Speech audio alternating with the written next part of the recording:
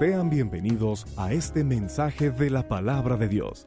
Creemos que será de bendición y edificación para su vida. Apocalipsis capítulo 2, verso 12. Apocalipsis capítulo 2, verso 12. La iglesia que dejó entrar anatema. Vamos a mirar el día de hoy. La iglesia que dejó entrar anatema. Apocalipsis capítulo número 2, verso número 12. Y dice de la siguiente forma. Apocalipsis 2, verso 12 al 17. Dice así: y escribe el ángel de la iglesia en Pérgamo, el que tiene la espada aguda de dos filos, dice esto: yo conozco tus obras y dónde moras, y dónde está el trono de Satanás, pero retienes mi nombre y no has negado mi fe, ni aun en los días en que Antipas, mi testigo fiel, fue muerto entre vosotros. ¿Dónde mora Satanás? Pero tengo unas pocas cosas contra ti, que tienes allí a los que retienen la doctrina de Balaam, que enseñaban a Balac a poner tropiezo ante los hijos de Israel y a comer de las cosas sacrificadas a los ídolos, a cometer fornicación. Y también tienes a los que retienen la doctrina de los nicolaitas, los que yo aborrezco. Por tanto, arrepiéntete, pues si no, vendré a ti pronto y pelearé contra ellos con la espada de mi boca. El que tiene oído, oiga lo que el Espíritu dice a las iglesias. Al que venciere daré de comer del maná escondido, y le daré una piedrecita blanca, y en la piedrecita escrito un nombre nuevo, el cual ninguno conoce sino aquel que lo recibe. Padre, hemos abierto tu palabra y te pedimos que tú nos reveles la misma. Señor, nos sentamos bajo los pies del Espíritu Santo y, Señor, declaramos que tú eres nuestro maestro, que tú eres el que nos enseña. Señor, me declaro inútil para poder enseñar tu palabra, Señor, y sé tú el que nos hable, sé tú el que nos ministre. Señor, simplemente soy un instrumento y tú habla, tú utilizas, Señor, mis labios, tú di las palabras que quieres enseñar. Padre, en el nombre de Jesús, gracias en esta hora por tu palabra, y nos sometemos a la misma y nos sometemos, Señor, a lo que tú quieras corregir y enseñar. Bendícela, llévala, Señor, a los corazones que la necesitan. En el nombre de Jesús, amén y amén. Bien, Apocalipsis capítulo 2, verso 12 nos habla acerca del mensaje a una iglesia llamada la iglesia de Pérgamo. Y hemos estado viendo las iglesias de Apocalipsis y ha sido maravilloso entender cómo estas cartas son un aliciente para la iglesia que ha sido perseguida. Hemos visto cómo Dios a través, o Jesús más bien a través de estas cartas exhorta, consuela, edifica. Hemos visto cómo Él se muestra como el Rey de Reyes, Señor de Señores. Él dice: el que estaba muerto pero ahora yo vivo, y empieza a hablar acerca de la honra, de la majestad, del poder que se le da a Cristo Jesús. La gente pensaba, se había corrido el rumor de que el cuerpo de Cristo había sido robado. Se había corrido el rumor de que mismo Roma había robado el cuerpo para que no fuera adorado. Pero dicen por ahí un dicho que le salió el chirrión por el palito, porque finalmente, al decir que el cuerpo había sido robado, los creyentes se recordaron las palabras de Cristo cuando dijo que Él iba a resucitar. Y entonces la resurrección de Cristo fue una gran noticia cuando el cuerpo no fue entregado, y quisieron de una u otra forma negar la resurrección del Señor Jesús. Pero Él jamás encontraron su cuerpo, nunca. Y aunque las últimas noticias en Jerusalén nos dicen que han encontrado la tumba de Jesús, y que incluso algunos teólogos liberales y algunos incrédulos han dicho que el mismo cuerpo de Cristo está allí, cuando es una mentira. Cuando la Biblia nos enseña, nos dice que Él mismo resucitó, y que cuando las mujeres fueron a buscarlo, Él ya no estaba allí. Los ángeles descendieron y dijeron: ¿qué buscan aquí? El que estaba muerto ya no está, ahora ya está vivo y está sentado a la diestra del Dios Padre. Así es que por eso ese mensaje lo envía Cristo a Juan, y Juan lo envía a las 7 iglesias. Y mientras estaba siendo perseguida la iglesia, ellos estaban recibiendo una palabra de consuelo a través de esas cartas. Por eso Apocalipsis no es un libro que nos deba atemorizar. Apocalipsis no es un libro que nos deba de dar miedo. Apocalipsis es un libro que nos debe de dar consuelo y ánimo. Dice, porque cuando empiecen a ocurrir todas estas cosas, alcen su cabeza porque su redención está cerca. A nosotros no nos debe de espantar todo lo que está sucediendo en el mundo. Si estalla la tercera guerra mundial, si económicamente hay un desplome en las bolsas, si hay crisis en el mundo, si hay epidemias, a nosotros no nos debe de espantar, hermano. Porque esto simplemente es una muestra de que nuestro Redentor viene por su iglesia, viene por su novia, y cuando Él aparezca en el cielo, nosotros vamos a ascender. ¿Cuántos dicen amén? Así es que es uno de los mensajes que Cristo le envía a una de sus iglesias llamada Pérgamo. Pérgamo significa casado, pero no tan solo significa casado, sino significa bien casado o súper casado. Imagínense. Hay algunos que dicen, soy casado, y dicen, pero estoy bien casado por todas las leyes. O sea, ya no se puede soltar. Ya por más que utilicemos una espada y hay que cortar tal vez lo que hay ahí, ya no se puede porque está bien casado, está bien pegado. La mujer lo tiene ahí bien apreñado ahí, bien sujeto. Entonces Pérgamo significa el que está casado, pero el que está súper casado, el cual le cuesta trabajo despegar. Ha tratado de despegar algo que está pegado con la loca, con algún pegamento muy fuerte, que cuando usted trata de despegarlo se viene con todo, y la pared, con toda la madera, con todo lo que haya debajo. Eso es estar súper pegado. Y uno dice, está súper pegado. ¿Sabe? Pérgamo estaba súper pegado. ¿Con quién estaba casado? ¿Con quién estaba pegado? Estaba casado con algunas doctrinas que se habían infiltrado dentro de la iglesia. Hay gente que por más que uno le dice, la doctrina que tú traes no es la correcta, y entonces se aferra, y aunque tú le das argumentos, esa persona no quiere ver la verdad. Y uno de ellos son los mesiánicos. Por más que tú le muestras con la palabra de Dios, la palabra de Dios le muestras que sus argumentos no tienen fundamento, se aferran, están pegados a una doctrina errónea. Los testigos de Jehová es otra religión en la cual, por más que le muestras que el Espíritu Santo no es una fuerza activa, sino es el mismo Dios, y que es lo más sagrado que Dios Padre tiene, ellos no lo logran entender. Aunque tú les muestres varios pasajes bíblicos, ellos niegan que Jesús y que el Espíritu Santo sean Dios. Están súper pegados al error, están súper pegados a una doctrina falsa, errónea, que solamente Dios es el que puede liberarlos. Dios es el único que puede darles libertad. Así estaba Pérgamo, con algunas doctrinas que se habían infiltrado dentro de la iglesia. Estaba casado, pero súper casado. Esta iglesia de Pérgamo no tan solo tenía los mismos problemas de las demás iglesias del Apocalipsis, que eran los problemas de persecución, de muerte de los creyentes. No tan solo tenían estos problemas, sino estaban casados con un sistema del mundo, con el sistema del mundo. Estaban casados con el sistema político. La iglesia fue conocido como la iglesia imperial. La iglesia de Pérgamo se conoció como la iglesia imperial por su gran influencia que tenía, su gran influencia política que tenía la iglesia de Pérgamo. Es exactamente lo mismo que estamos viviendo hoy en día. Hoy ya no tenemos ministros que llevan el título de pastor. Hoy tenemos ministros que llevan el título de director o licenciado o ingeniero. ¿Conoces este tipo de iglesias? Hace 8 días te comentaba sobre una iglesia que le quitaron el nombre de cristiana y solamente le pusieron amistad. Allá al norte de la Ciudad de México, al norte, allá por Naucalpan. A ver si luego no me dicen de cosas. Y entonces le quitaron amistad cristiana y le pusieron solamente amistad.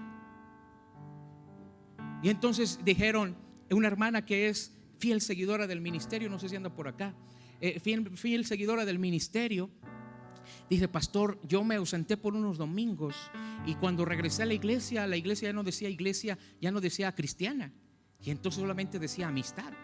Y cuando entré, entonces pues yo, después de un tiempo de no haber ido, yo me gocé con la alabanza, me gocé con la predicación, y yo decía amén, gloria a Dios, y oía que nadie decía nada, todos callados, y todos me veían raro. Hasta después que alguien me dice: es que, hermana, nosotros aquí ya no decimos hermanos, aquí ya nos decimos señor, señora. Acá ya el pastor no es pastor, acá ya es el director, el licenciado. Ahora ya no es iglesia, ahora solamente somos amistad. ¿Por qué ser tan religiosos?, dicen ellos. Y entonces ya no hay el amén, ya no hay el gloria a Dios, ya no hay la danza, porque espanta a los inconversos, dice. Oye, y cuando ellos entonces danzan, y cuando ellos hacen sus desfiguros con sus borracheras, no nos espantamos.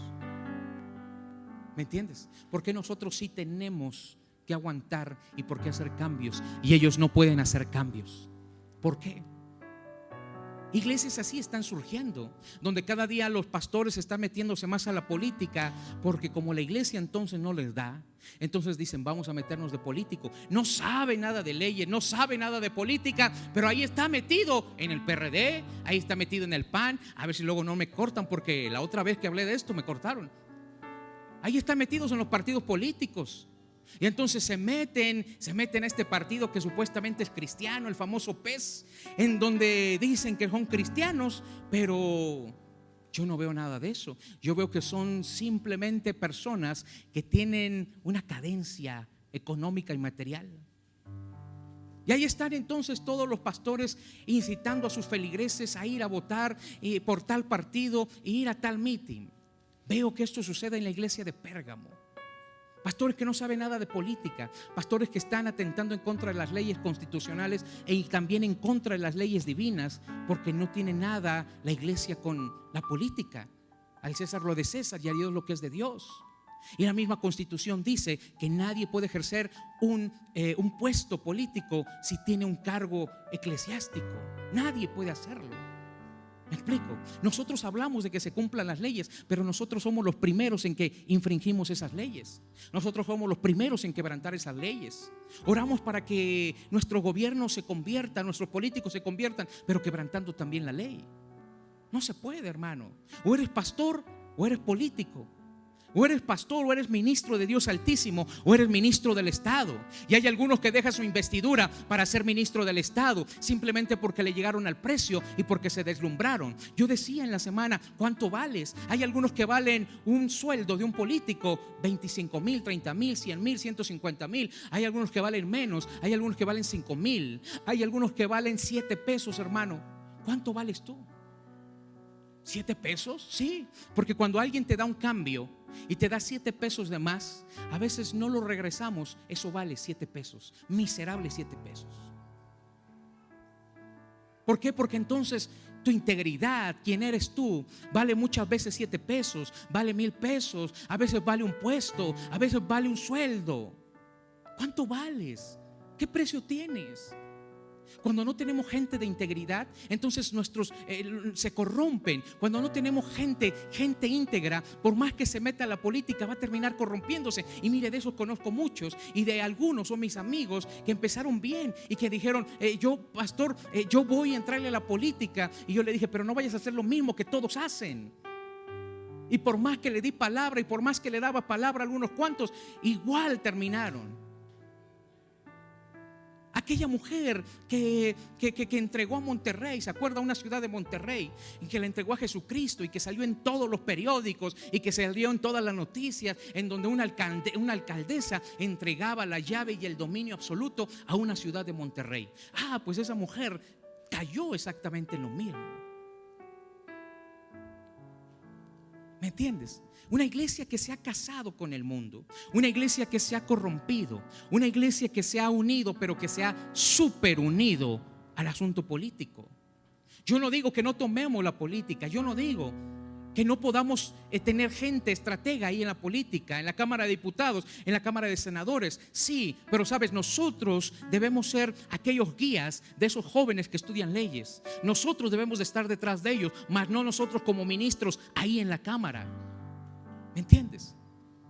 Pero la iglesia estaba como la iglesia de Pérgamo, está como la iglesia de Pérgamo, en donde ya no se llama pastor, ya se llama director, ya se llaman empresarios. Hay algunos que porque tienen dinero entonces ponen una iglesia y compran todo de superlujo, sin importar que tengan un título pastoral o si hayan pasado por un instituto bíblico. Por eso a veces se nos enseña tantas herejías y tantas torpezas.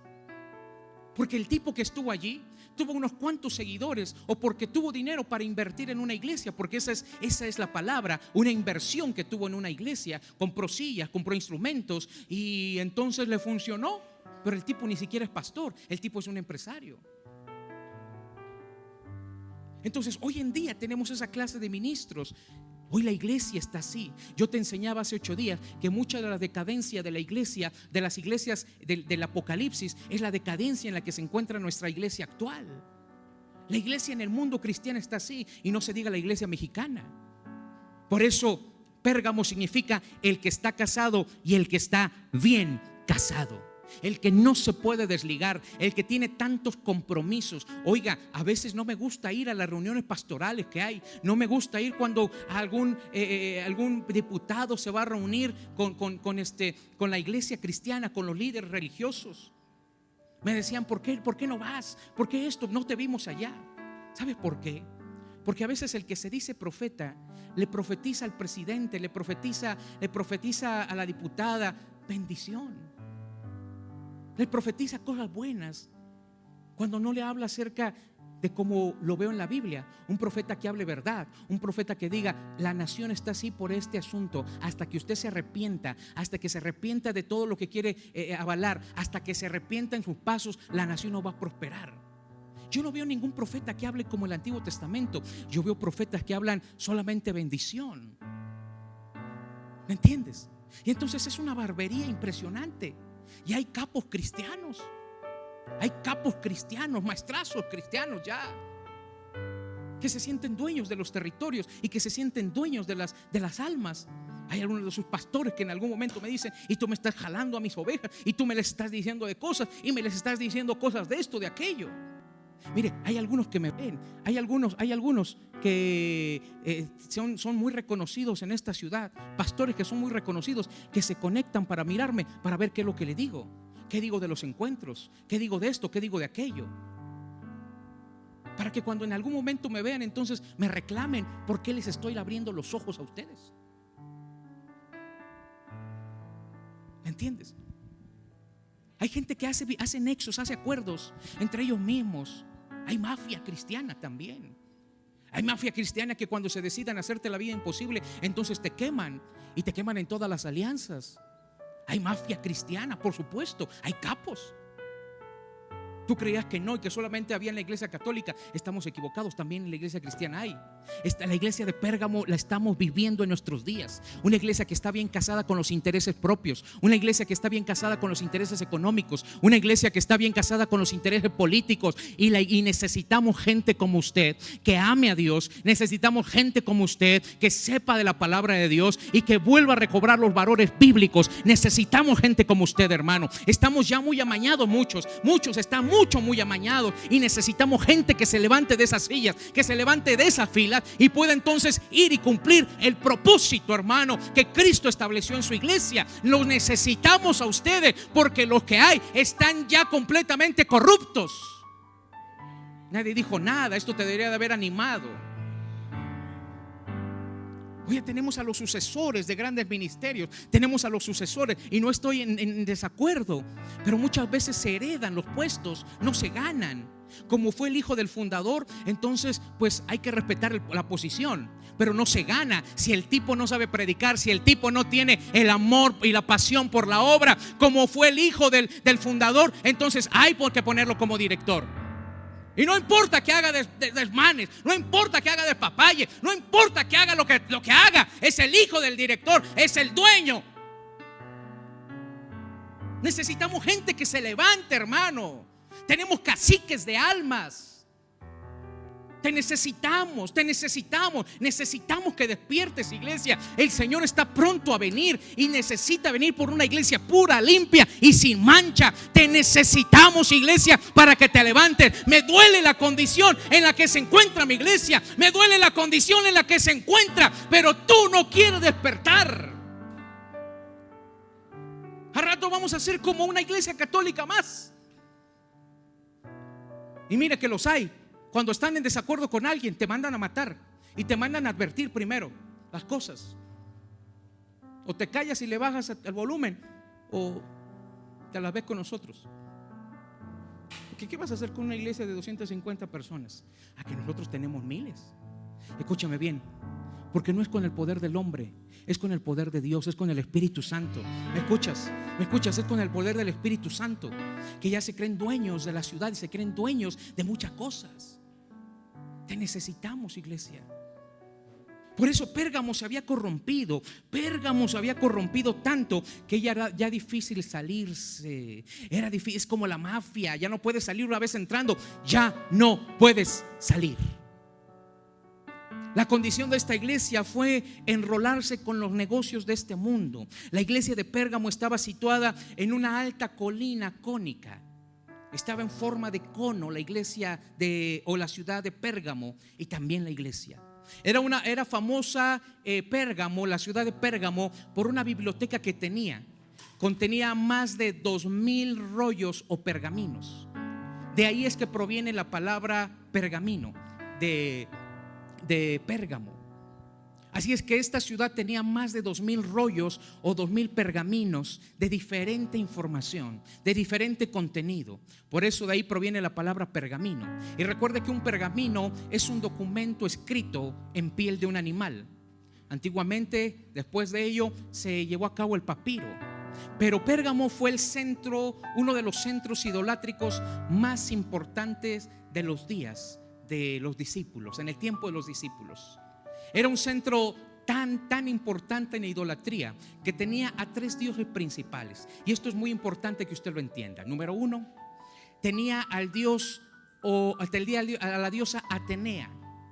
Como Pérgamo era un centro de idolatría, tenía a una de las diosas más poderosas, que era Atenea. ¿Quién era Atenea? Atenea era la diosa de la sabiduría y la diosa de la guerra. Cuando usted ve el Capitolio en los Estados Unidos, usted ve a la diosa Atenea, a la diosa de la guerra, a la diosa del amor. Cuando usted ve a Diana aquí en el Paseo de la Reforma, usted ve a la diosa Atenea, la diosa de la guerra, la diosa de la sabiduría. Y cada vez que se pone esta figura en los lugares emblemáticos, en los lugares prominentes, trae una influencia espiritual. Así es que el primer dios o la primera diosa a la cual adoraban ellos era a la diosa Atenea, la diosa de la sabiduría y la diosa de la guerra. Es un contexto para que nosotros podamos entender lo que estaba viviendo la iglesia de Pérgamo. ¿Qué otro dios adoraba a Pérgamo? Otro dios llamado Dioniso. Dionisio también se le conoce como Baco. Recuerda en sus tiempos cuando andaba ahí de borrachín que tomaba Bacardí. De ahí proviene la palabra Bacardí, del nombre de Baco, del dios del vino, Baco. Así es que para aquellos que me digan que no existe un dios del vino, existe un dios del vino. Existe un dios de los borrachos. Existe un dios o un demonio el cual los toma presa y no los quiere soltar, y se llama Baco. Así es que cuando ore por su hijo, ore por su esposo, ore por su familiar, ore por algún amigo o algún conocido que esté hundido en el alcoholismo, entonces libérelo del dios Baco. En el nombre de Jesús, yo te libero de toda influencia de espíritu demoníaco llamado Baco. En el nombre de Jesús, cortamos toda relación y toda alianza, todo pacto, todo casamiento que haya tenido este hombre, mi hijo, mi esposo, mi amigo, mi vecino, con el dios Baco. En este momento lo cancelamos. Claro que tiene un demonio o un dios, el vino, y se llama Baco, que es el dios del vino. Por eso este es el que embriagaba a los hombres, y había grandes orgías y grandes fiestas con el pueblo romano, y la gente se emborrachaba, y el dios Baco hacía de la suya, porque el alcoholismo también va ligado a adulterio, a inmoralidad sexual, a idolatría. ¿Qué otro dios estaba teniendo influencia en Pérgamo?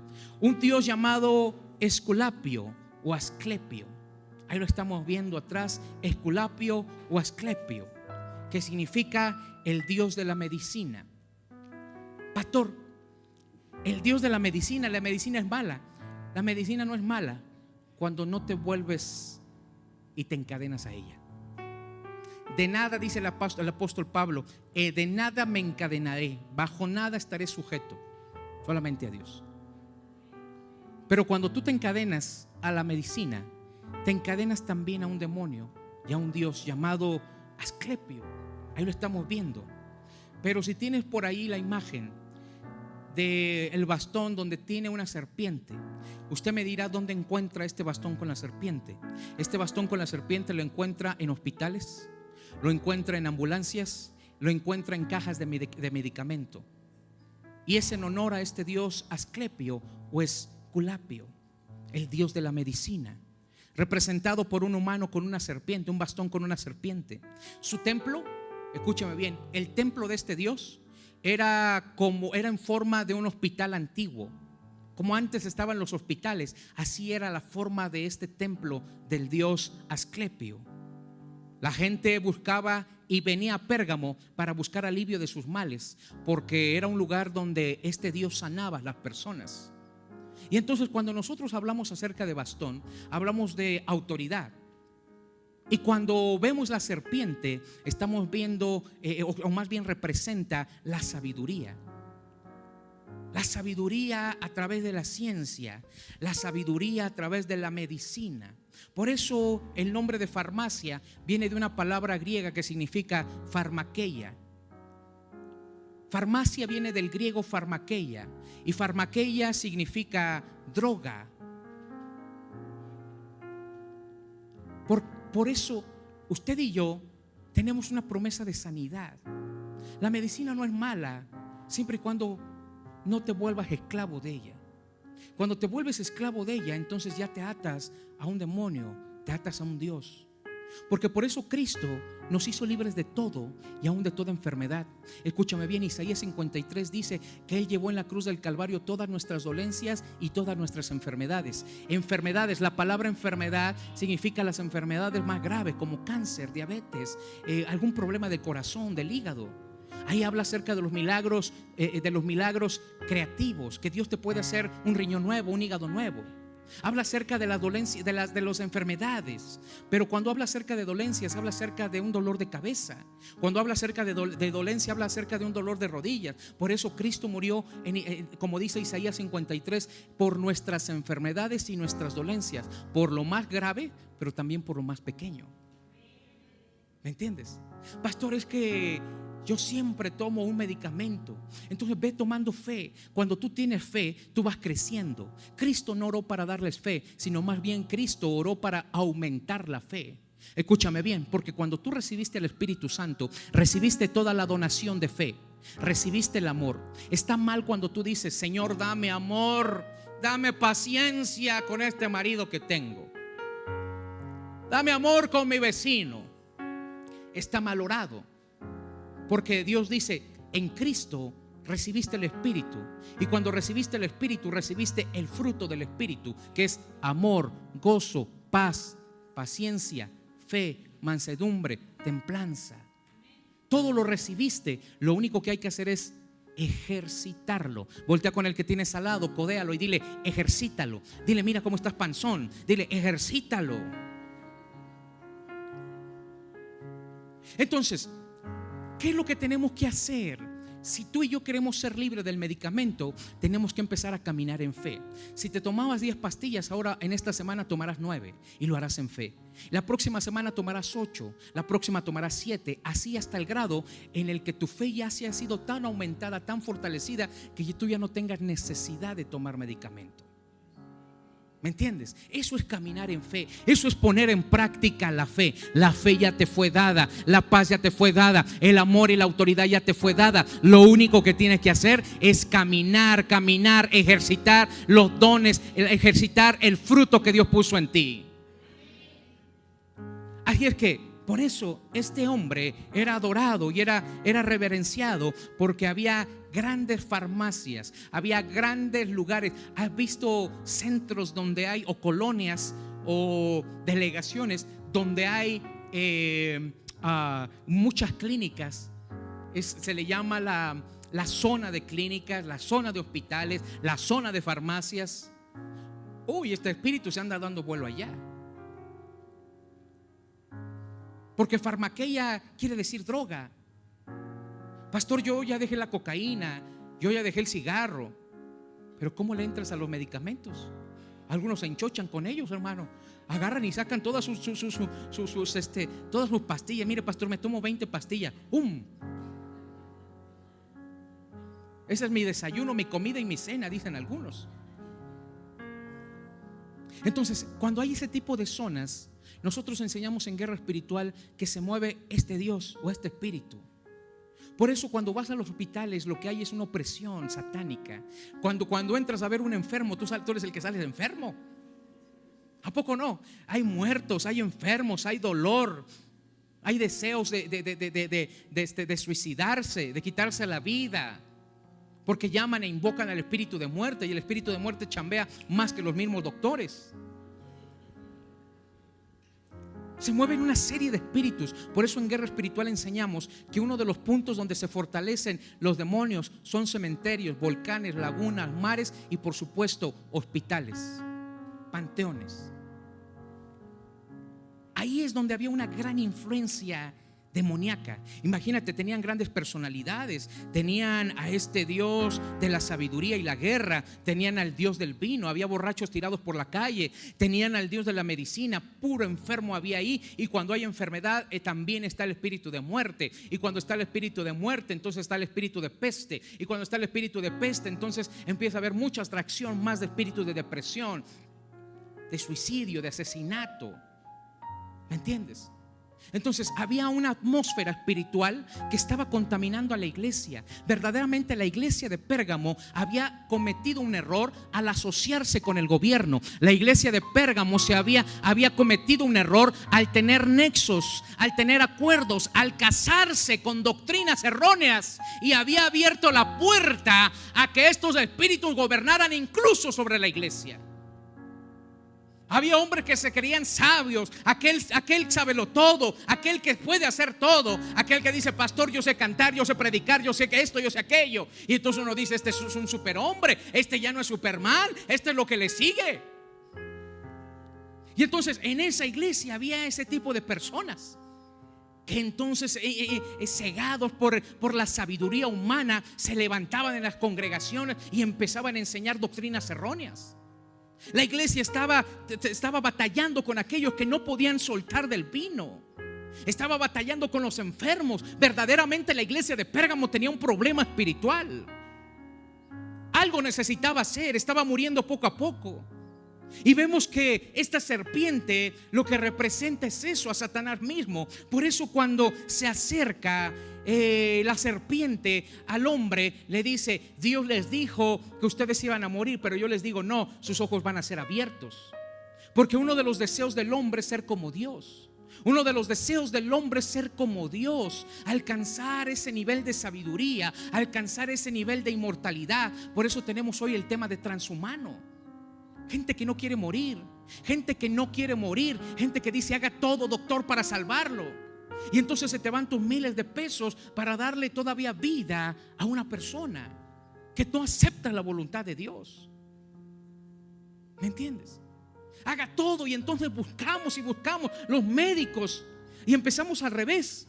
No buscamos a Dios, no buscamos cumplir con Dios, sino buscamos primero al final. Y buscamos los médicos, la ciencia, al doctor, si es en Houston, si es en algún otro país, si es en la zona de Santa Fe, si es en el hospital Los Ángeles, el más caro. Finalmente no me quiero morir, quiero vivir más. ¿Me entiendes? Entonces buscamos al revés. Y ya le preguntaste a Dios si verdaderamente es su voluntad que todavía estés en esta tierra. ¿Le has preguntado a Dios? Pastor, pero está el caso de Ezequías, el cual oró y Dios le dio 15 años más de vida. El profeta vino y le dijo: prepárate porque hoy te vas a morir. Y entonces cuando salió el profeta, el hombre Ezequías agarró, se volteó en la pared y empezó a orar: Señor, dame más años. Y entonces Dios le habla al profeta y le dice: regresa y dile que le añado 15 años más. Pero escúchame bien, no le añadió 15 años más para vivir, sino fueron los peores 15 años que vivió Ezequías. Porque cuando Dios dice hasta aquí, y si Él te permite, te lo permite por misericordia, pero Él no está de acuerdo. ¿Me entiendes? Hay cosas en las cuales Él no está de acuerdo, sin en cambio te deja vivir. Entonces busca, dice entonces la serpiente: Él les dijo que iban a morir, pero ustedes no van a morir, ustedes van a vivir y van a conocer el bien y el mal.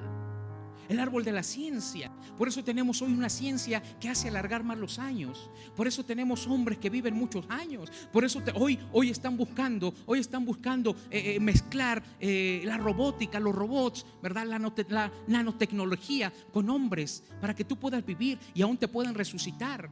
Y te guarden en un disco todo lo que tú eres, tus memorias, tus recuerdos, tus sentimientos, todo lo que tú eres en un disco duro, para que cuando encuentren la cura o cuando encuentren el método para resucitarte, te descarguen, como en la película de Sexto Día, te descarguen toda tu información. Y eso es lo que hicieron con el señor Walt Disney. Está congelado el tipo. Y eso es lo que han hecho con mucha gente de la política y con muchos empresarios y con mucha gente del espectáculo. Los han congelado porque en algún momento van a descargar todo lo que ellos tenían en un nuevo cuerpo, resucitándolos. Eso es transhumanismo. Ser como dioses, porque no aceptamos la voluntad de Dios. Porque no aceptamos la voluntad de Dios. Queremos vivir porque nos da miedo la muerte. Y si nos da miedo la muerte es porque no estamos seguros a dónde vamos. Ay. ¿A poco no? Con el que tienes al lado y dile, te están hablando a ti. Sí, no aceptamos la muerte, nos da miedo. Nos da miedo, no quiero morir. Es que yo amo a mis hijos. ¿Qué hace cuando la gente le detectan cáncer, una enfermedad incurable? Empieza a disfrutar algo que debió disfrutar hace años. Pero ¿por qué no lo hicimos? Porque andábamos en el chisme, porque andábamos metiéndonos en la vida de otro, porque andábamos en otras cosas y dejaste de vivir. Hasta que entonces el médico te dice, usted tiene 30 días para vivir. Entonces cuando quieres vivir y hacer todo y educar a tus hijos lo que no hiciste en 20, 30 años. Y tú crees que en esos 30 días va a ser suficiente para educar a tus hijos y a tus nietos. Estás equivocado. Por eso hay que vivir día a día y hay que disfrutar día a día y hay que sonreír día a día y hay que ser agradecidos con lo que Dios nos da día a día. Y si es su voluntad darnos más, Dios nos va a dar más, hermano. Vamos, denle un fuerte aplauso.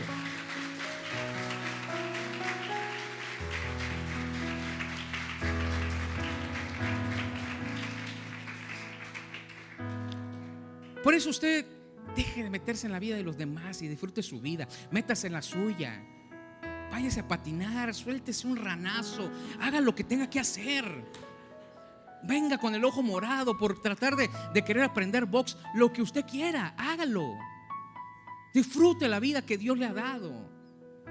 Disfrute la bendición, Dios le quiere dar, pero estamos más afanados con tener en el buen fin. Estamos más afanados con querer lograr y querer tener, cuando no disfrutamos lo que Dios nos está dando.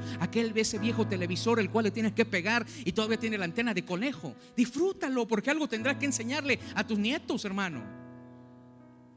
Disfruta todo, porque cuando aprendes a disfrutar la vida y lo que viene a ti y lo que viene a tus manos, entonces Dios te dice, estás listo para recibir lo siguiente, estás listo para seguir al siguiente nivel. Pero si no disfrutas lo que tienes, Dios no te dará ni te ascenderá al siguiente nivel. ¿Me entiendes? Dile al que tienes al lado, dile, deja de meterte en la vida de los demás. Dile, deja de ser metiche. Por eso la serpiente está presente en las culturas, porque lo que busca es esto: sembrar una genética diferente, sembrar un pensamiento. Y aquí lo vemos, la serpiente estaba en esta ciudad. Y cuando la serpiente está en la ciudad, entonces agárrate, porque en la iglesia entonces va a ser sacudida, porque la iglesia va a tener que guerrear, porque la iglesia va a tener que afianzarse de las promesas de Dios. Y sabes, nuestra nación está en nuestra nación está la serpiente hasta las raíces. La serpiente está en toda la nación, aún en todo el continente americano. Escuchaba a un historiador que decía lo siguiente: decía que América viene de la raíz serpiente, no por América Vespucio, sino más bien por una raíz. Y cuando ves el continente americano, efectivamente tiene una forma de serpiente. Y cuando tú te das cuenta que la serpiente anduvo desde Canadá hasta Argentina, hasta la Patagonia, ahí está la serpiente. Y en nuestra cultura está la serpiente, hermano. Está Satanás mismo, está la traición. Mira, muchos han dicho que nuestro emblema, el águila con la serpiente en un nopal, representa a Dios y Dios desgarrando a Satanás. Algunos han hablado sobre nuestro emblema, nuestro escudo nacional, y han dicho, es que somos cristianos, porque el águila representa a Dios y la serpiente representa al diablo, y entonces Dios está devorando a la serpiente. No es cierto, eso es mentira. Cuando estudias la historia te vas a dar cuenta que esa serpiente representa al dios Huitzilopochtli. El dios Huitzilopochtli era el dios de la guerra, era el dios sol. Pero sabes, el dios Huitzilopochtli, su nombre significa colibrí siniestro o colibrí terrible. Huitzilopochtli cuenta la leyenda que mató a sus propios hermanos. Cuando tú lees un poco de la historia de nuestro país, te vas a dar cuenta que mientras su madre estaba embarazada de Huitzilopochtli, sus hijos de esta mujer la querían matar. Y entonces Huitzilopochtli se llegó a enterar por un hermano de ellos que le habló al vientre de la madre, y Huitzilopochtli entonces entendió el mensaje. Cuando él nace, en ese momento que nace, su hermana iba a matar a su madre, llamada Coyolxauhqui, por eso es la diosa descuartizada. Y cuando iba a tentar la diosa Luna o la diosa Coyolxauhqui en contra de su madre, nace este Huitzilopochtli y mata a su hermana y la descuartiza, y mata a sus demás hermanos.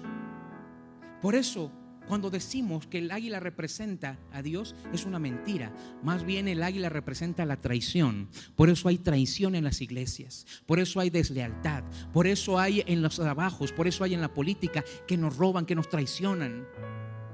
En México está fundado bajo maldición. México tiene el fundamento de la serpiente: traición, engaño, robo, mentira. Por eso en algún momento puedo entender a los políticos que no tienen a Cristo, y aún a los que tienen, cómo son tentados por la serpiente y son corrompidos. Y no les importa el pueblo, no les importa la gente, mientras ellos mismos tengan lo suyo. Y eso ha pasado a la iglesia. ¿A ti qué te importa si pagamos la renta? ¿A ti qué te importa si le damos de comer al pobre? ¿A ti qué te importa si hay alguien que tiene necesidad? Mientras yo tenga en mi casa, a mí no me interesa nada.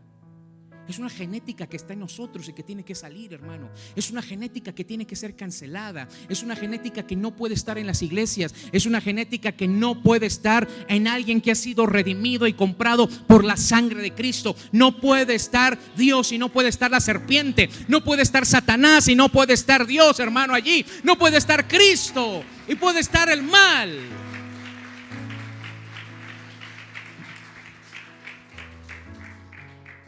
Este hombre después se entera de que su sobrino Copil, Huitzilopochtli mandó a unos hombres a buscar una nueva tierra. Y cuando se entera su sobrino Copil, un brujo, un hechicero, entonces le extiende una emboscada y trata de frenar estos espías. Huitzilopochtli se entera y entonces manda a matar a su propio sobrino y le dice: termínemelo, sáquemelo del camino. Y cuando manda a estos matones a quitarle la vida a Copil, le arrancan el corazón. Y cuando le arrancan el corazón, lo tiran en un islote o en una isla en el centro de la ciudad.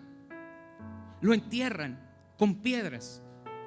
Al otro día, cuando pasa Huitzilopochtli con la gente matona que mató a su propio sobrino, se da cuenta que en el lugar donde había enterrado el corazón había crecido un nopal. Y en ese nopal estaba entonces la figura de una águila y una serpiente. Esto no tiene nada que ver con el cristianismo ni nada espiritual bueno. Esto al contrario tiene algo espiritual malo, nocivo, porque representa que nuestro país fue fundado bajo traición, fue fundado bajo engaño, fue fundado bajo brujería, bajo hechicería, bajo asesinato. Por eso es que matan a los políticos y matan a la gente que habla las verdades. Es por eso que no logran darle un puesto a alguien que les es de peligro, porque eso está en nuestros genes, en nuestras raíces. Eso es parte de la serpiente. Es por eso que esta iglesia de Pérgamo había sido influenciada por el conocimiento de la serpiente. Y tú cuando ves las culturas te das cuenta que en todas las culturas ahí está implícita la serpiente. Faraón tenía en su cabeza una serpiente. Las figuras que descienden en las pirámides está la serpiente. En todos los lugares está la serpiente. Quetzalcóatl. la serpiente emplumada. Y algunos han dicho que es como Cristo, o más bien que representa a Cristo, porque Él estuvo en Veracruz la última vez y se fue en una barca y Él dijo: así como me ven ir, así vendré. Y son las mismas palabras que Cristo utilizó. Por eso dicen Quetzalcóatl era Cristo. Pero es una mentira. Acuérdate que Satanás imita a Cristo, imita al verdadero Mesías. Así es que la serpiente está en todos lados. Y Sardis estaba siendo influenciada por la serpiente. Imagínate nuestro estado en el que estamos ahorita. Imagínate cómo nuestros diputados, imagínate cómo nuestra gente, la violencia, los asesinatos, imagínate cómo la iglesia está metida en la política. Exactamente la misma imagen, era la misma imagen que estaba viviendo la iglesia de Sardis. Era exactamente lo mismo. Pero sabes, Dios dice lo siguiente. Dice: el que tiene la espada aguda de doble filo.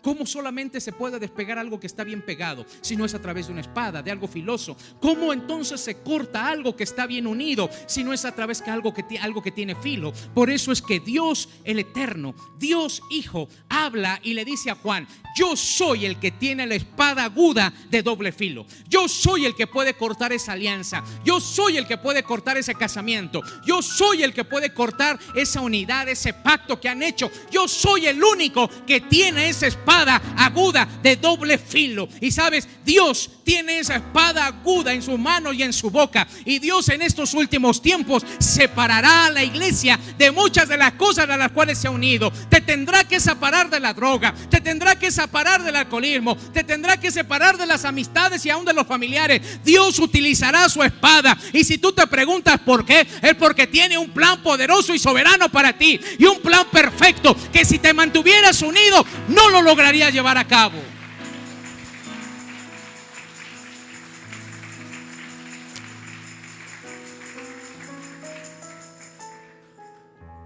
Solamente es Él el que puede cortar, hermano. Solamente es Él, nadie más. Ni los psicólogos, ni el gobierno, ni el candidato predilecto que tú tengas que veas más honesto, entre comillas. Nadie puede cortar lo malo, solamente Cristo. Así es que en estos últimos tiempos y el año 2017 será un año en donde Dios te cortará. Y te cortará muchas veces de tajo. Y vas a llorar y vas a lamentarte, pero Dios dirá: pero vivirás.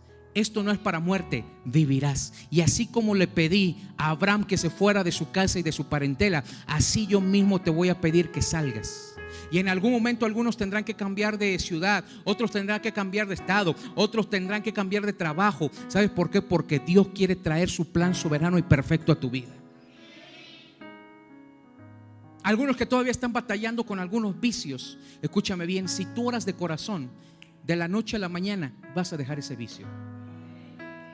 Hace muchos años, antes de que mi padre se convirtiera, él me dijo: ayúdame a orar para que deje el cigarro. Y yo le dije: voy a orar por ti, y el día de mañana tú ya no vas a fumar. Pregúntele, ahí está abajo. Y entonces me dijo, bueno, no me dijo nada. Él entre sí dice que mencionó y dijo: ¿cómo va a ser eso posible? Tengo tantos años de fumar. Y esa noche le dije: Señor, para que mi padre crea que tú vives, que tú lo amas, que tú tienes un propósito con él, retírale el cigarro, quítale el cigarro, que cuando lo prueba le sepa feo, mal, desagradable. Y entonces dice que al día siguiente tomó su cajetilla, se fue a trabajar, agarró su cigarro, lo prendió y empezó a toser.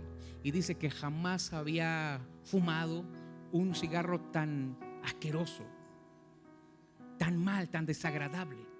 Y entonces lo que hizo fue que lo botó y trató más tarde de tomar otro. Dijo: posiblemente el que me lavé los dientes, algo. Y más tarde trató de hacerlo y le supo igual. Y más tarde igual, al día siguiente igual. Ese día dejó el cigarrillo. Escúchame bien, porque lo que tú creías, aún con tu propia palabra, porque muchos dicen: mi enfermedad, mi vicio, mi problema. Y entonces dice el problema, dice el vicio, dice el cigarrillo, dice aquello que te ata. Dice: sí, ¿verdad que somos uno solo? Y entonces te abraza y te hace: has estado muchos años conmigo, has estado muchísimos años conmigo, ¿cómo me vas a dejar ir? ¿Sabes? Pero cuando tú verdaderamente oras, escúchame bien, si tú eres honesto con Dios y le dices: Señor, yo ya no quiero más este pecado, este vicio, ¿sabes? Dios va a poner su espada.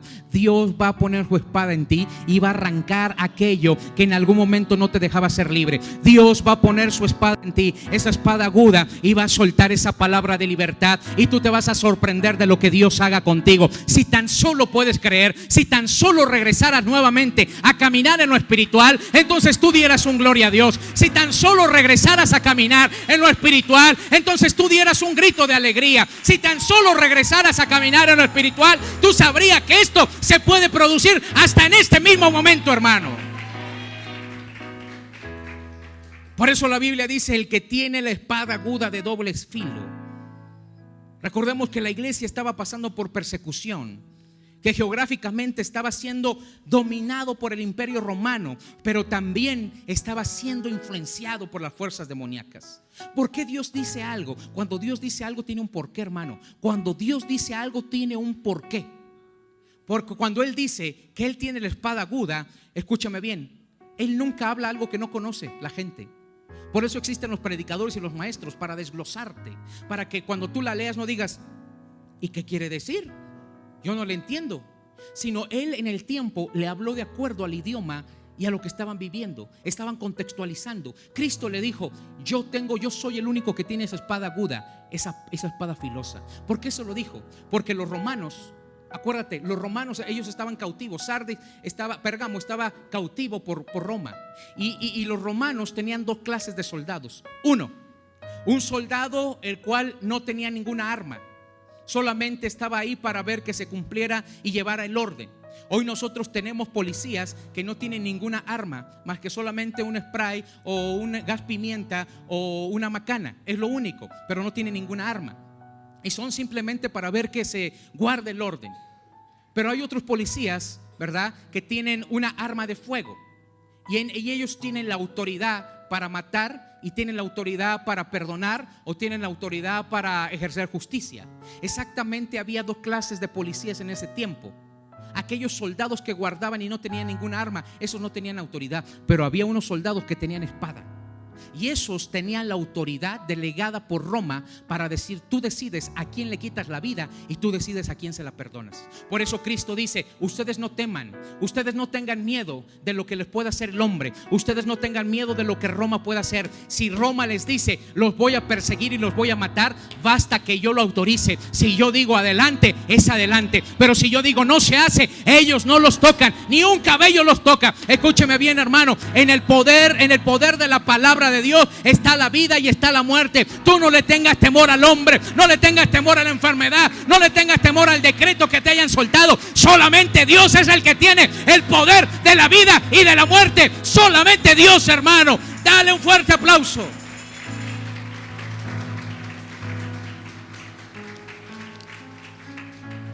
El único que tiene derecho sobre tu vida y de todo lo que posees es el Dios eterno. Él es el único que tiene la última palabra con respecto a tu familia, con respecto a tu pareja, con respecto a tus hijos, con respecto a tu trabajo, a tus finanzas, a tu ministerio. Es el único que tiene la última palabra y nadie más. Aún digan los médicos que te quedan unos cuantos días de vida, si Dios dice: Él vive y vivirá todos los años que Él desea, hermano.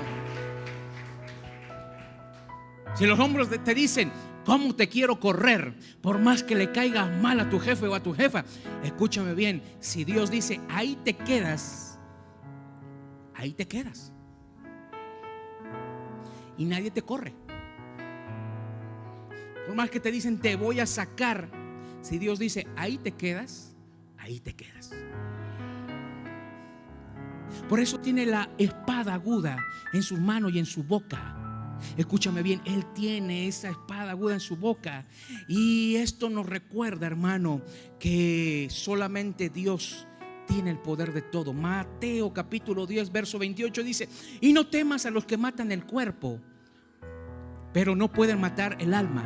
Más bien teme a aquel que puede hacer perecer tanto el alma como el cuerpo en el infierno. Y ese solamente es Cristo. No temas al que te daña, no puedes al que te haga mal, al que te pueda hacer mal a tu cuerpo. Teme al que te puede mandar al infierno, dice. a ese teme. ¿Y quién es el que puede mandarte al infierno? Solamente Dios, ni aun el mismo diablo. Triste diablo, él mismo lo van a mandar al infierno. Entonces, ¿a quién hay que temerle? Solamente a Dios. Aunque el hombre haya determinado algo y te haya decretado algo, tú repites: yo no recibo esa palabra, yo no recibo esa palabra, yo no recibo esa palabra. Y por más que el médico, porque hay algunos que hasta nos regañan, ¿a poco no? No, usted no debe de predicar más así, porque usted tiene esto y usted tiene aquello y no entiende que se le sube el azúcar. Y yo nada más: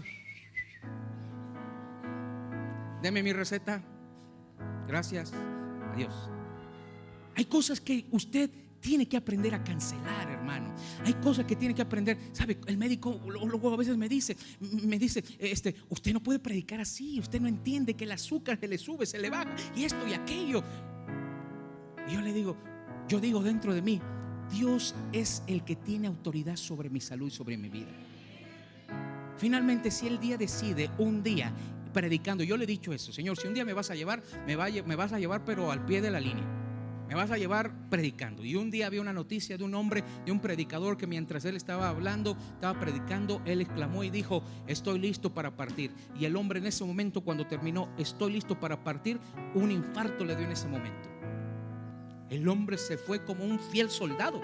El hombre se fue como alguien que muere en la raya. Y yo le digo: Señor, así que sea. No, yo no quiero un hospital, yo no quiero nada de eso, ni en casa, ni convaleciendo, hermanos, ya me voy, écheme la bendición, los santos óleos.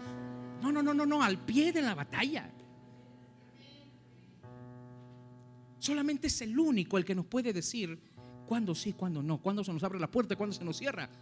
Es el único que nos puede alargar nuestros días, no nos puede cortar, porque Él tiene la espada aguda. Y mira, Ezequiel capítulo 21 verso 9 es un texto que deberías de leer y deberías de tener muy presente cuando haces guerra espiritual y haces oración. Ezequiel capítulo 21 verso número 9. Me impresiona mucho este pasaje y me gusta cuando hacemos guerra espiritual, y porque sé que la espada aguda está en nuestra boca. Todo lo que nosotros hablemos corta como una espada, Señor, mi amado hermano. Todo lo que nosotros hablamos, todo lo que nosotros hablamos y decretamos, corta como una espada afilada. Por eso la Biblia habla acerca de la palabra. Dice que entonces el creyente es equipado con la armadura de Dios. Y dice: y la espada del Espíritu, que representa la palabra. Oye, la palabra no nada más le vas a hacer así. Hay algunos que conozco, escúchame bien, hay algunos que conozco que pelean con la espada. ¿Y sabes cómo pelean? La ponen en el Salmo 23 en su casa. Y entonces yo le pregunto: ¿eso para qué es, hermana? No, hermano, es para que el diablo no se acerque. Y le digo: ¿qué? Entonces va a venir el diablo y lo va a leer y se va a ir, ¿o qué? ¿A poco no? Algunos lo ponen en el Salmo 91. Hay algunos que se acuestan con la Biblia así, debajo de su almohada, como si quisieran que la palabra se les quedara pegada nada más por acostarse encima de ella. Como que si el diablo huyera cuando viera el Salmo 91 abierto en un lugar especial. Y entonces regañan a los nietos, a los hijos. Dicen: no me agarres esa Biblia. Y la tienen abierta, la sacuden. Y como si el diablo viniera, la leyera y dijera: yo me voy aquí porque aquí está la Biblia abierta. No, el diablo huye. ¿Sabes cuándo huye? El diablo huye cuando esa palabra está en tu boca. El diablo huye cuando esa palabra está en tu boca. El diablo huye cuando esa palabra está en tu boca. Y tú la expresas porque es como una espada aguda, es como una espada afilada, en donde él no puede permanecer. Y él y sus demonios tienen que salir, hermano, porque la espada está bien afilada y debe de estar en tu corazón, en tu mente y en tu boca para que cobre un efecto. ¿Cuántos dicen amén? Ezequiel capítulo 21 dice: Dios también me dijo: anuncia de mi parte lo siguiente: la espada, ya le he sacado filo y brillo. Le saqué filo para matar, le saqué brillo para deslumbrar. Está afilada y pulida, lista para que sea puesta en manos del asesino. Llora de dolor, hombre mortal, golpéate con rabia el pecho, porque esta espada matará a mi pueblo. Todos los jefes de Israel y todos los israelitas están condenados a muerte. Le juro juro que así será. Pero tú, Ezequiel, da este mensaje de mi parte, que hiera la espada, que mate y vuelva a matar, que todos tiemblen de miedo. Los tengo acorralados. Por todas partes he puesto la espada asesina, pulida, está bien para deslumbrar, afilada está para matar, se mueve de un lado a otro, su filo hiere por todas partes. Dejaré que la espada mate hasta que se calme mi enojo. Le juro que así será, dice Jehová, Dios de los ejércitos. Y sabe, esa misma espada fue puesta en nosotros y dice que se bate de un lado a otro, a otro. Y sabes qué es lo que tienes que hacer cuando el enemigo, cuando la enfermedad, cuando la escasez, cuando la pobreza, cuando la opresión viene a tu vida. Tienes que batir tu espada. ¿Cómo la bates? Vas a un pasaje y luego vas a otro, y vas a otro, y vas a otro, y vas a otro. Estás batiendo tu espada de un lado a otro, de un lado a otro, de un lado a otro. Haz lo mismo que Cristo hizo en el desierto. Cuando Satanás vino a tentarlo, él lo que hizo fue batir la espada de un lado a otro y le dijo: escrito está, escrito está, escrito está, escrito está, escrito está. Esa es la forma de batir nuestra espada, hermano. Es la forma en la que el enemigo no venga e intente robar lo que nosotros tenemos. Es la forma en la cual nosotros defendemos lo que Dios nos ha entregado. ¿Cuántos dicen amén? ¿Cuántos tienen una espada? Levante su mano, bátala de un lado a otro. Y como dice la palabra de Dios, la espada está fulida, la espada está afilada y puesta en la mano del matador, en la mano del asesino, hermano. Tú no tienes que tener misericordia con aquel demonio que te ha robado. No tienes que tener misericordia con aquel que ha hecho tu vida imposible. No tienes que tener misericordia. Estar listo para matar y hasta el final. Por eso David lo que hizo fue herir al gigante y con su misma espada le cortó la cabeza. Tú no tienes que herir a tu enemigo, tú lo tienes que matar. Tú tienes que acabar con él, con la tentación, con todo lo que él te ha robado, hermano. Por eso nuestra espada está afilada. Y él dice: en mi boca, en mis manos está esta espada, y te la pongo en tus manos y en tu boca. Por eso hablamos de gente con autoridad. Por eso hablamos de gente que tiene autoridad en su hablar. Porque la palabra exousia significa alguien que tiene autoridad delegada, alguien que es bien hecho, portentado, capaz, alguien que es valiente, que no es cobarde. Eso es una persona de autoridad. Pastor, ¿por qué no le puso al programa Dios es amor? No, ya hay muchos programas así. ¿Por qué no le puso un mensaje bonito, tierno? Un corazoncito, una palomita. ¿Por qué? No, ya hay muchos.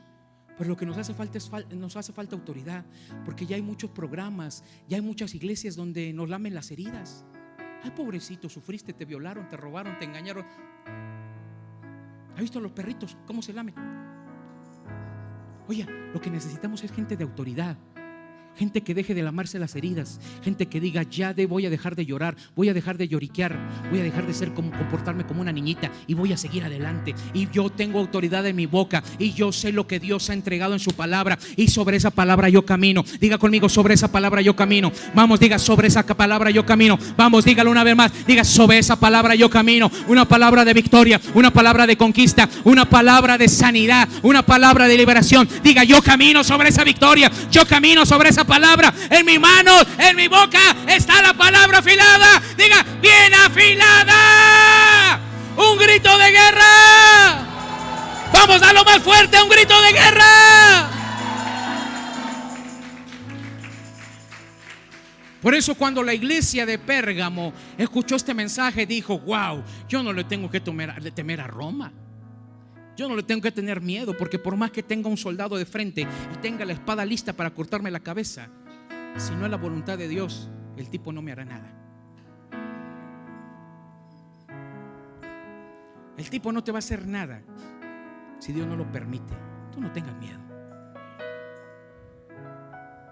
Otra de las cosas que la Biblia nos habla es que dice: yo sé, dice, el que tiene oídos, dice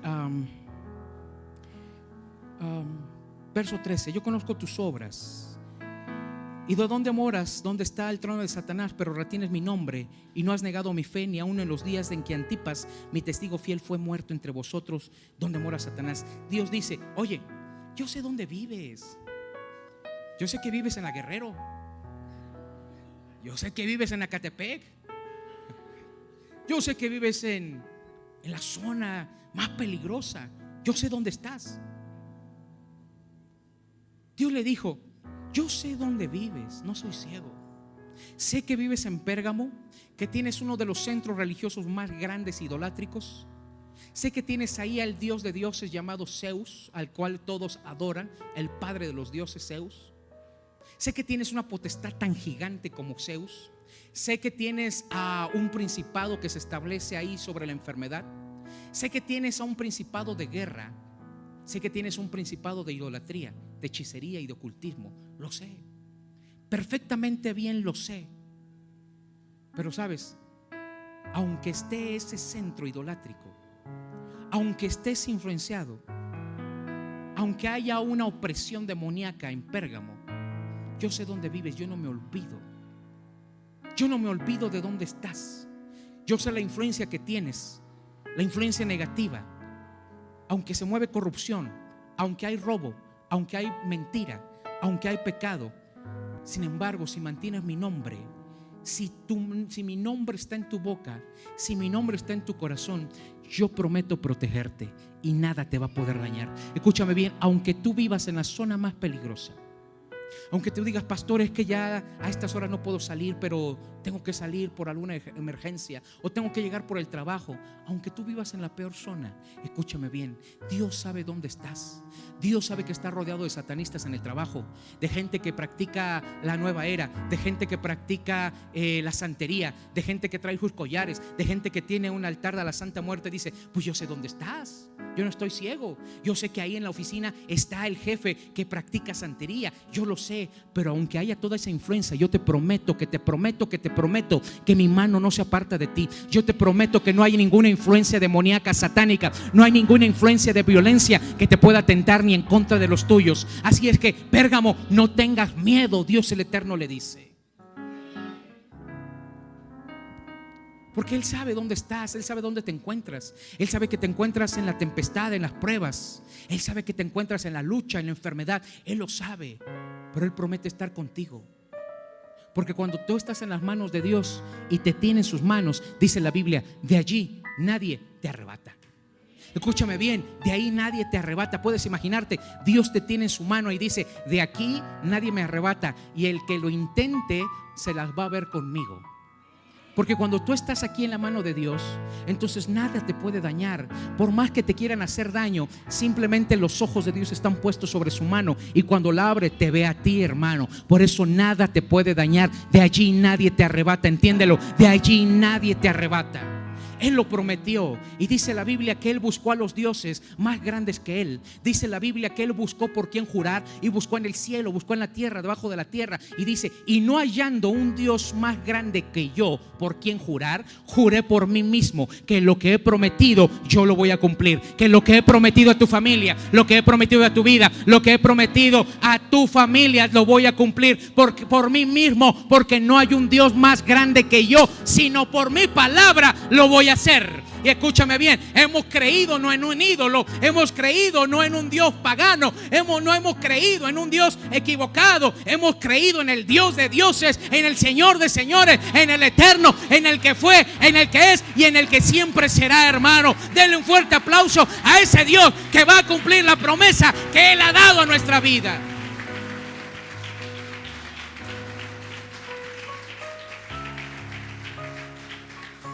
El principio de la vida cristiana no es retirada, sino conquista. El principio de la vida cristiana no es decir: ya me voy, patitas, ¿para qué las quiero? Ya dice el dicho: más vale que digan aquí corrió que aquí quedó. Escúcheme bien, ese no es el principio de la vida cristiana. El principio de la vida cristiana es: voy derecho y no me quito hasta conquistar. Voy derecho y hasta conquistar. Voy derecho y hasta conquistar. La vida del cristiano no es cobardía. La vida del cristiano es que cuando veas que las cosas arrecian, entonces ya no vengas a la iglesia, entonces te desanime. La vida del cristiano no es de cobarde. La vida del cristiano es de aquel que es fiel, de aquel que es valiente. Diga conmigo: fiel hasta la muerte. Vamos, dígalo: fiel hasta la muerte. Dígale al que tiene al lado: fiel hasta la muerte. Vamos, dígalo los que están en la transmisión: fiel hasta la muerte. Vamos, una vez más, diga: yo voy a ser fiel hasta la muerte. Yo no voy a correr. Porque la vida cristiana es de conquista, conquista, conquista, conquista, conquista, conquista. Y aun cuando perdemos una batalla, el apóstol Pablo nos dice: perdiste una batalla, pero no perdiste la guerra. Caídos, pero en ningún momento dados por vencidos. Caíste, pero no estás por vencido. Eso es lo que quiere meterte el diablo. Caíste, fuiste débil, pero escúchame bien, Dios te levanta, Dios te restaura y Dios te dice: vámonos, mijo, vámonos, mija, porque tengo largo camino te resta. Come y bebe, restáurate, porque largo camino te resta. La vida del cristiano es conquista, conquista, conquista, conquista, conquista. Voltea con el que tienes al lado y háblale al oído y dile: conquista, conquista, conquista. Hay muchos que le hacen más caso al comercial de la Coca-Cola y cuando lo ven dicen: se me antojó una Coca-Cola, y hasta sonriendo. Hay muchos que le hacen caso a los anuncios del Buen Fin y hasta la sonrisa se te dibuja porque te alcanza. Si tan solo pudieras creer lo mismo cuando alguien te dice: la vida es de conquista, conquista, conquista, conquista, conquista. Esa es la vida del cristiano. Jamás perdemos, siempre ganamos, porque todo obra para bien a los que amamos a Dios, hermano. Algunos que dirán: a mí no me toca aguinaldo, hermano. Gloria a Dios, qué bueno. No me toca pavo, no me tocan vales. ¿Cuál es el problema? Vas a tener que cenar todas estas semanas y aún las fiestas con la familia. ¿Cuál es el problema? Todo obra para bien. Todo obra para bien. No te me agüites, todo obra para bien. Dame una sonrisa. Y todo obra para bien. Dame una sonrisa. Sonrisa de Merlina. Por eso cuando la Biblia dice: aun cuando estaban las cosas feas, estoy parafraseando, aun cuando a mi testigo fiel Antipas lo mataron. ¿Sabes quién era Antipas? Antipas era el pastor de la iglesia de Pérgamo. Y cuando habla acerca de mártir, de testigo, la palabra testigo significa mártir. ¿Sabes cómo murió Antipas, el pastor de Pérgamo? Lo metieron en un toro de bronce. Hicieron un toro de bronce, hueco por dentro, y cuando vivo lo metieron al pastor Antipas. ¿Sabes qué significa el nombre de Antipas? El que no va con la corriente, el que es anticorriente. Ay, ay, ay. Sí, porque pastores hay muchos que van con la corriente, pero el que va en contra de la corriente son pocos. Y entonces por eso lo mataron, por eso lo persiguieron. Sí, porque mira, te podemos predicar bonito y te podemos predicar de acuerdo a como todos te predican. Un culto bien bonito de 40 minutos, agarras, te vas con tu familia. Un culto así bien bonito con la alabanza, con la adoración, así sabroso, 40 minutos, agarro, yo me bajo y digo: ya cumplí. Hay dos pastores, hay muchos, asalariados, prostitutos, porque si no hay paga, no predican. Si no hay ofrenda, no predican. Cantantes que si no les pagan, no hay show. Porque así son las rameras. No hay show si no pagas. Y así hay muchos que se han prostituido, que no dan, no aconsejan, no predican más de 2 horas o 1 hora o 40 minutos si no hay paga. Y entonces este era anticorriente, iba en contra de la corriente, o más bien iba en contra de la corriente. Y lo metieron en un toro de bronce y le cerraron vivo y le prendieron fuego a ese toro y el hombre se cocinó. Y cuando la iglesia vio todo eso, la iglesia se desanimó y dijo: ¿cómo es posible? Si nuestro propio pastor, lo que le pasó, ¿qué nos espera a nosotros? Por eso Cristo habla y dice: aún yo les digo una cosa, su vida de ustedes está en mis manos.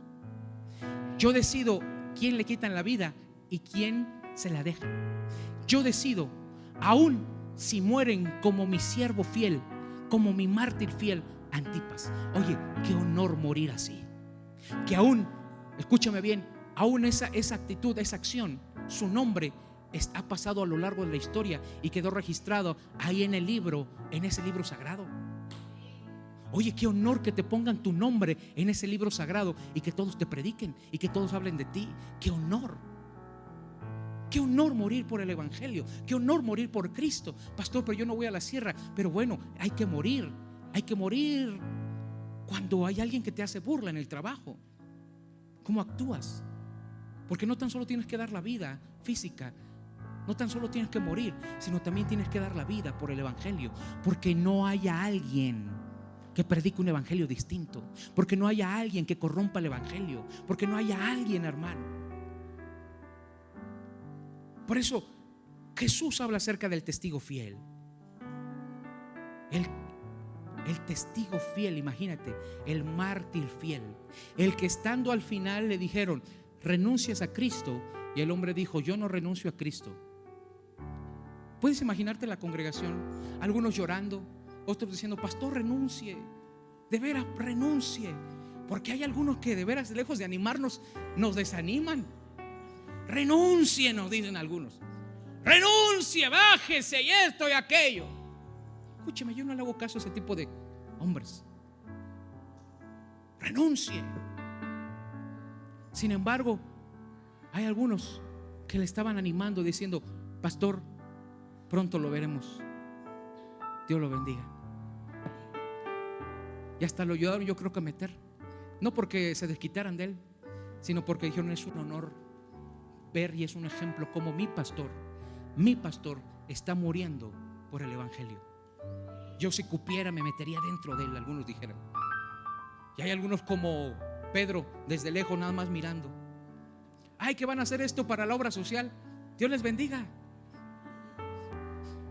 Nos echan la bendición, hermano, nada más. Pero no se arremangan sus manguitas, no se ensucian las manos. ¿Cómo quisiéramos tener gente que en algún momento estuviera con nosotros así? Pero yo sé que es un sueño guajiro. Sé que solamente son unos cuantos, porque si en el tiempo de ellos pasó, también sucede en nuestros días. Oro porque se levanten de verdad gente fiel, gente leal, gente que vaya hasta el final, y no gente que cuando se hunde el barco entonces todas las ratas salgan corriendo para salvarse. Eso es fácil. Qué difícil es permanecer acá cuando las cosas se nos mueven tantito. Qué difícil. Pero finalmente nos ponemos el sombrero de capitán y decimos: Señor, toma tú el timón. Y Dios toma el timón y se encarga de ir surfeando sobre las olas, y Dios lo lleva a mar tranquilo.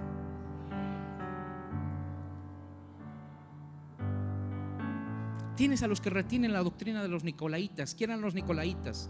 A las doctrinas de los de Balaam. Balaam significa el devorador, el glotón. Balaam era un profeta que se había apartado, un profeta que estaba dando profecía de acuerdo a la economía. Balaam significa devorador, glotón. Balaam significa el que arruina a la gente. Voy terminando. Balaam significa el que devora, el glotón, el que arruina a la gente. Usted recordará este caso de Balac. Balac mandó a llamar, el rey Balac manda a llamar a Balaam para maldecir al pueblo de Israel. Sin embargo, ¿qué es lo que hace el pueblo, Balaam? ¿Qué es lo que hace Balaam? Balaam lo llevan a un lugar alto, intenta maldecir al pueblo de Dios, y lo que le hace es, lo que sale de su boca es bendición. Balac dice: oye, yo te traje para maldecir al pueblo de Israel y tú me lo bendices. Posiblemente es la altura, posiblemente es el lugar, y lo lleva a un lugar más alto. Y Balac le dice: profetiza, Balaam, profetiza mal. Y Balaam se prepara para soltar una palabra de maldición, y entonces lo que sale es una palabra de bendición. Balac dice: no, como que no estás inspirado, como que esta área no te inspira, como que este panorama no te inspira. Te voy a llevar a un lugar más alto. Escúchame bien, los lugares altos son estratégicos para la toma de ciudades. Los lugares altos son estratégicos para soltar bendición o soltar maldición. Los lugares estratégicos en guerra espiritual, en el ambiente espiritual, el subirte a un lugar alto tiene mucho poder. Es por eso que esta ciudad está maldita por todas las palabras de maldición que han soltado los hechiceros, que han subido a los lugares. Recuerda que el DF está situado por montañas, por volcanes, por lugares altos. Y ahí, cuando tú subes a esos lugares altos, y cuando nos ha tocado subir a esos lugares altos, vemos sacrificios de animales, incluso hasta sacrificios de humanos, sangre derramada, vemos insignias, insignias para maldecir al pueblo. Vemos textos de gente que maldice al pueblo de México, a los habitantes del distrito. Entonces, porque los lugares altos juegan un papel importante, es por eso que Balac sube a Balaam a un lugar alto, y cuando lo sube al lugar más alto le dice: maldíceme a este pueblo. Y cuando Balaam está dispuesto a maldecir al pueblo, dice la Biblia que entonces trastorna la maldición en bendición y dice: cuán hermosas son tus tiendas, tus moradas, oh Israel, son como un rocío. Ahí en el hebreo original dice que lo que miró Balaam fue unas tiendas que se traduce como talit, y el talit es un manto que ocupan los judíos para orar. El talit representa la presencia de Dios, el talit representa el Espíritu Santo, y lo que mira Balaam cuando trata de maldecir al pueblo, ve un gran talit y dice: cuán hermoso es tu cobertura, cuán hermosa es la protección divina que Dios puso sobre ti, oh Israel. Y entonces Balac se enoja, le dice: bravo, bravo. Dice la Biblia que aplaude y dice: bravo, yo te traje aquí para maldecir a Israel y tú me lo bendices. Yo no te voy a pagar nada de lo que te prometí. ¿Sabes? Porque cuando alguien trata de maldecirte, Dios te bendice. La maldición la convierte y la trastorna en bendición. No te preocupes por las palabras de maldición que han soltado sobre ti. Si tú tienes bien en claro la palabra de Dios, sabes que esa maldición se transforma en bendición, hermano. Por eso cada vez que la gente me maldice, cada vez que la gente maldice el lugar, cada vez que hacen sus hechicerías, sus brujerías, cada vez que hablan mal en contra de mí, sabes, yo tengo un filtro, y ese filtro lo hago a través de la palabra. Y yo digo: tus maldiciones se convierten en bendiciones. Por eso yo duermo tranquilo y vivo tranquilo. Por eso la gente piensa más en mí y anda pensando cosas de mí. A mí no me interesa, yo vivo tranquilo, hermano. A mí no me quita el sueño ni me quita el hambre. Mira, a mí no me quita el hambre ni el sueño. Si otros piensan en mí, entonces porque tal vez les voy a dar una foto autografiada, no sé qué voy a hacer. Algo tengo que hacer porque ellos piensan en mí a cada rato. Soy su ídolo, yo creo. Pero sabes, yo vivo tranquilo porque yo entiendo que cada vez que hay una palabra de maldición, yo la convierto en una palabra de bendición. Una palabra de bendición. Y yo digo: lo que tú has vencido, lo que tú has bendecido, no lo puede maldecir el hombre. Lo que tú has bendecido, no lo puede maldecir el hombre. Por eso cada vez que encontramos los asuntos de hechicería y todo ese tipo de cosas que nos vienen a soltar, entonces repito la palabra: lo que tú has bendecido, no lo puede maldecir el hombre. Y la última vez un tipo todo loco aquí se nos puso un domingo en la noche. Estaba aquí el hermano Sergio, su esposa, estaban algunos todavía, y el tipo era un hechicero y estaba maldiciendo. La hermana Chispita escuchó todo eso y nos mandó a llamar, y el tipo estaba maldice la iglesia. Y entonces salimos, hablamos con él, lo encaramos, el tipo se fue.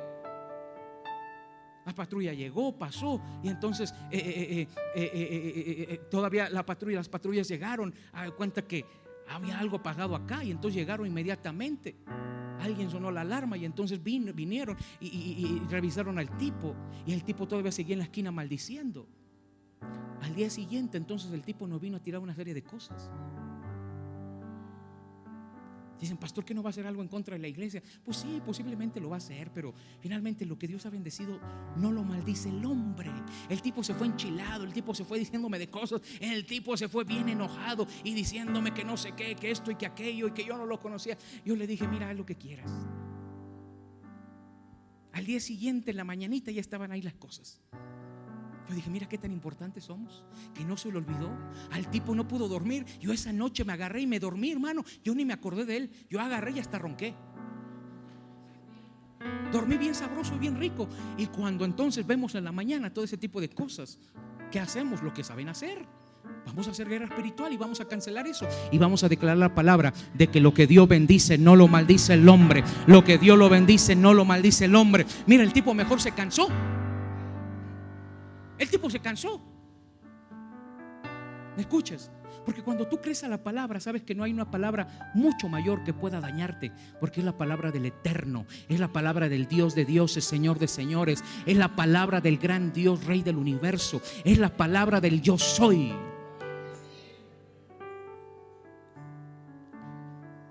Luego nos mandan sus recados cuando le liberamos de chamucos a ustedes que vienen de la santería y vienen bien cargados. Luego nos manda a decir el babalao: pero no sabes con quién te metes. No sé con quién me meto, pero finalmente sé quién sí está conmigo. Es lo que le digo, a veces nos dejan todos sus chamucos acá. Usted se va bien contento, bien libre, bien sonriente, y nosotros todavía por acá dándonos unos trompones con los mismos chamucos. Por lo menos sea agradecido. Ore por nosotros. Bendiga este lugar. No le cobramos como le cobran para hacerle liberación. Mire, ya voy a poner mi cartelón que digo, como le ponen allí. Yo desato, ato, ¿cómo? Amarro, libero, sí. Ya voy a poner mi letrero allá abajo, afuera. 5,000 pesos liberación. Pero desato, arruino y no sé qué tantas cosas. Por lo menos honre. De veras, honre. Porque la batalla a veces es fuerte por las cosas que usted trae. A veces usted piensa que predicar es algo sencillo, pero no, porque batallamos con diferentes mentalidades, espíritus, y entonces por eso a veces el predicador termina agotado y a veces se siente inmediatamente la oposición y hay que estar viendo el sermón y hay que estar viéndolos a ustedes, pero por otro lado hay que estar también derribando toda muralla. Por lo menos honre, ore por nosotros.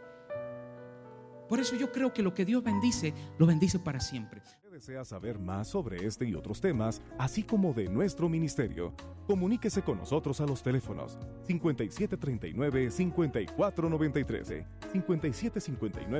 5759-5830, en México, Distrito Federal, o visite nuestra página www.ministerioalcancemundial.com. Gracias por adquirir este mensaje.